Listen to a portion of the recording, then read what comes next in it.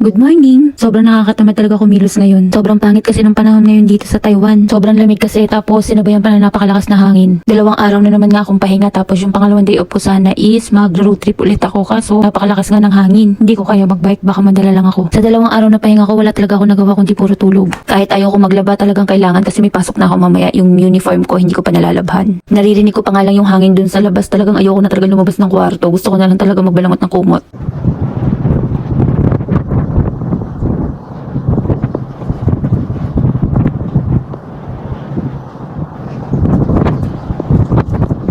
Sobrang lakas talaga ng hangin para kamong may bagyo. Pag akyat ko nga dito sa rooftop, parang lalong lumakas yung hangin, parang ililipad lahat ng mga bagay na nandito sa taas. Sobrang lamig talaga, nakakatamad maglaba pero no choice talaga, kailangan ko itong gawin ngayon.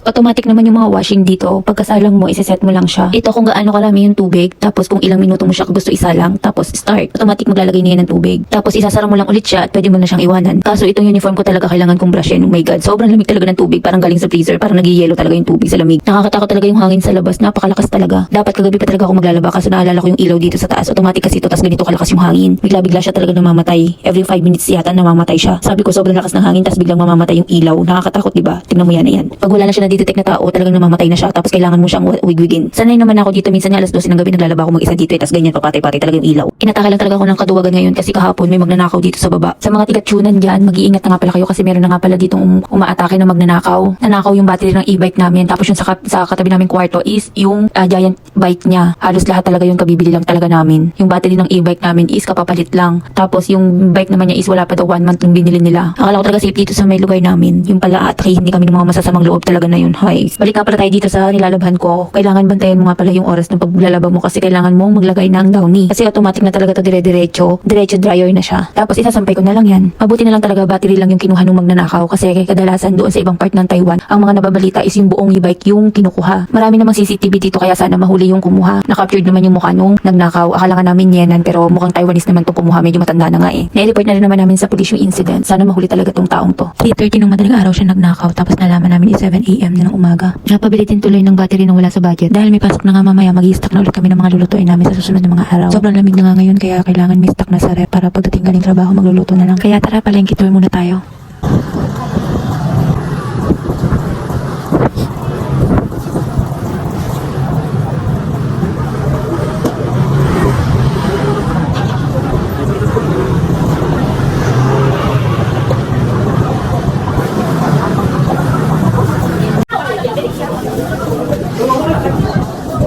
Hello.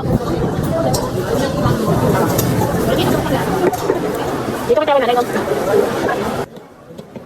Ito? Medyo mahal yung kilo ng baboy ngayon kasi itong isang pirasong liempo na kinuha namin, nasa 250 na agad siya. Pinahiwa ko na nga din siya ng maliliit. Napakagaganda at napakadaming ng mga gulay dito kasi nakapokus yung government ng Taiwan sa agriculture nila. Bumili lang ako ng isang pirasong patola, bawang, carrots, 2 talong at saka kalahating repolyo. Nasa 190 na yung binayaran ko.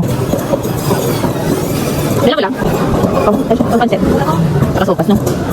Okay. Isa lang, dito lang. Wala.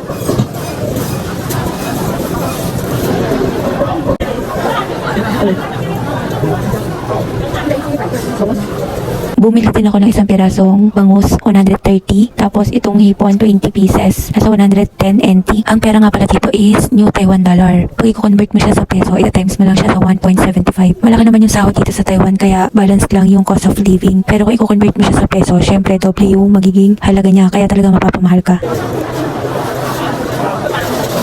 Hindi nga rin kami masyado nagluluto ng manok dito kasi pag kumakain ako ng manok, sobrang nangangati talaga ako. Bumili na rin nga ako ng egg, 100 NT ang isang balot.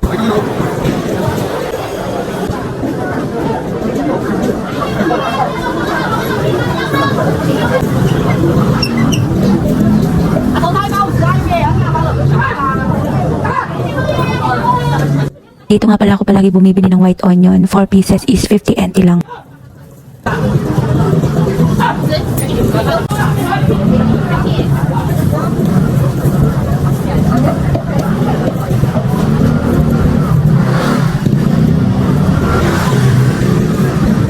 May Carrefour din naman dito pero mas pinipili namin bumili sa mga local. Pupunta na rin pala kami dito sa may isang Pinoy store para mag-grocery ng kaunti. Madami din talagang Pinoy store dito kaya pwede mo lutuin lahat ng mga Pinoy food na makikrave mo. And that's all for today's video. Please follow, like, and share. Please support my Taiwan mini vlogs. Thank you. Bye!